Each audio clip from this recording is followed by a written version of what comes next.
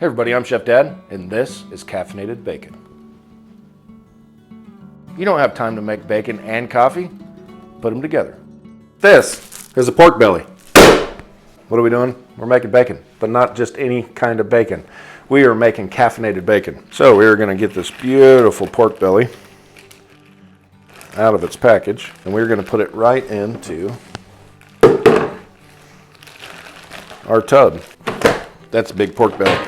First thing that we're going to do is we are going to cover this with our Tenderquick. So we're going to get a good layer clear across, and this is what's going to actually cure our pork belly. So we're going to get a good layer clear across, and we're going to flip this over. We're going to make sure we get that fat cap side too. We're going to let this sit for just about an hour before we put on our coffee and maple syrup. Okay, I want this to sit fat cap down. I'm just going to touch up the ends a little bit with a little bit more Tenderquick. That's going to penetrate nice and deep into this meat.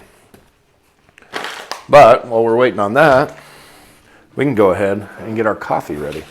What kind of coffee? The best coffee in the world. Navarro Farms Coffee with the Monarch label on it. This comes from a good friend of mine in Hawaii, and it truly is the only coffee that I drink. This is his dark roast. Oh, it smells so good too. So for right at the moment, I'm going to go in with about half this bag because we're going to want to completely cover this pork belly. And it's kind of like if you're prepping blackened chicken or blackened something, you want it to have that coating clear over it. So then we have some high quality maple syrup. Get all that coffee hydrated. Okay, then you're looking for just about this consistency, where it's still pretty liquidy, but it's going to stick to that pork belly really, really well. Now we're just going to set that aside. We're going to wait just a little bit. You can already see on this pork belly, the moisture starting to pull out through the top, and that's what we're looking for. As soon as I get enough of that moisture pushing out through the top, what's going to happen is the moisture is going to come up, pick up that salt, that Tenderquick, and it's going to pull it right back down into the meat. Once that process starts, that's when I want to put on this coffee. That way it absorbs into the meat and we get a nice penetration of this coffee flavor. As you can see, all the liquid being forced up. This is happening pretty quickly. So here in just a couple minutes, that's going to start drawing right back into the meat. That's when we're going to go on with our coffee slurry. This is set. It hasn't been an hour, but I'm happy with it.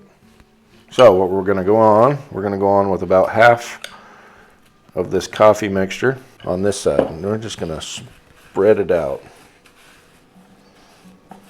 Nice thin layer. All the way up to the ends.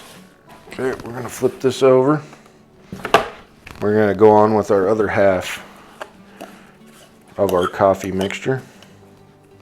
Get it spread out nice.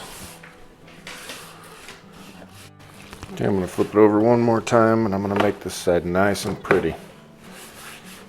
Now that we got it all coated, we're going to get it covered up into the fridge, and then tomorrow we're going to smoke it. It looks beautiful. Tomorrow we should see a whole lot of fluid down around the bottom of this, and that's good. You want to see that fluid. That means you got good penetration. Let's get it covered up. Okay, let's go take it out and get it in the fridge.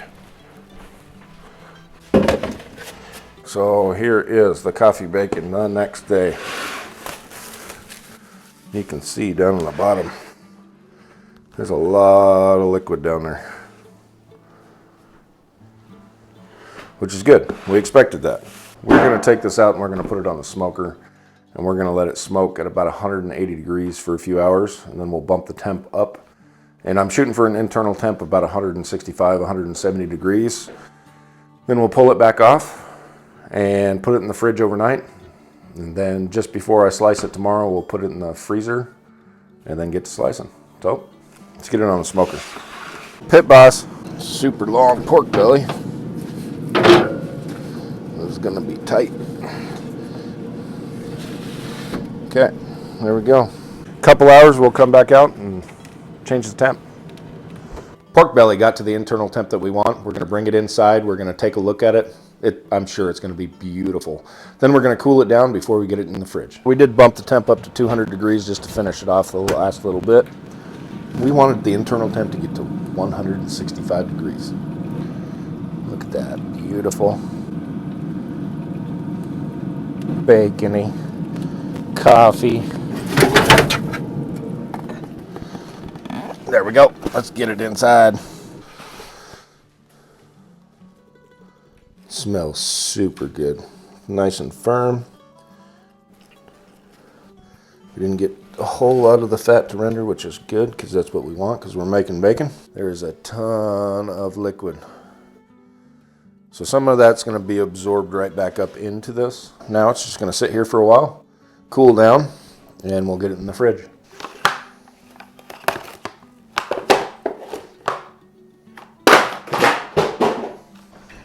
And into the fridge we go.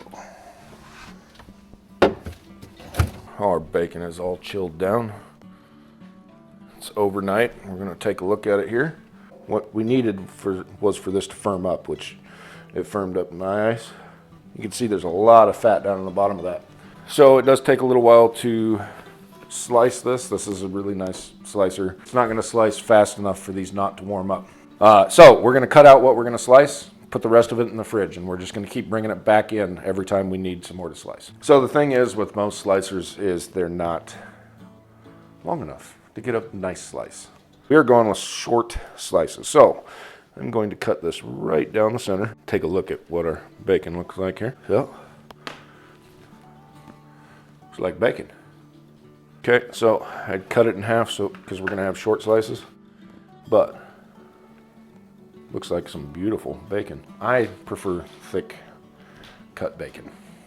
Just makes more sense to me. So we can run it to a 2.5. Run it through once and see if that's the size slice that we want.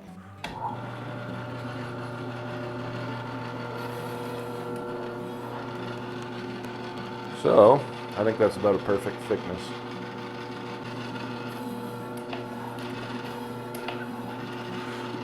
One thing I have noticed with these is every once in a while, take it and flip it over because that tail won't get cut right.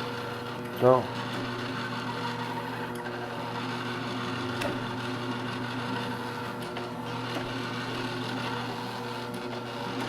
let's take a look. Make sure that we got exactly what we want here.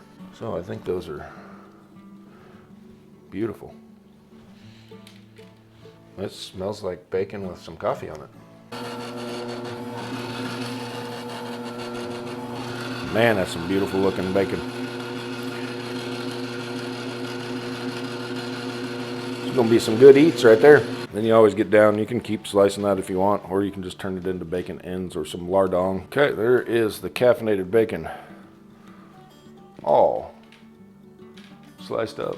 I guess we're gonna have to give it a try. I'm gonna put this bacon down into a cold pan. Now let's turn on the right burner. I hear it. Oh, the bacon is talking. I can smell the maple. I can smell the coffee. I can smell the bacon. Supposed to start with a cold pan. Supposedly it helps you prevent it from sticking because if you throw it in there, that fat instantly bonds to your plate or your skillet, but I've not had issues with it. Wish you guys could smell this. It smells amazing.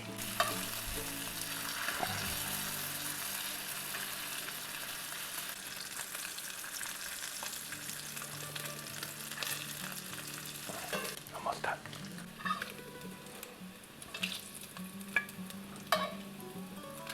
All right, let's give this caffeinated bacon a try.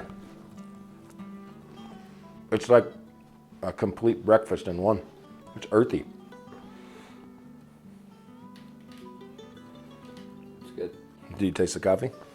Mm. Is it good? Mm-hmm. Do you guys want to eat this kind of bacon or regular bacon? Yes. Regular. We got this and a regular bacon.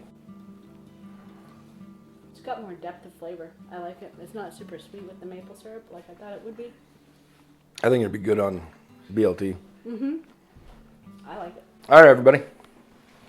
This video, YouTube picked for you. This one, I picked for you. Over here, that's the subscription button. Smash it. I need you.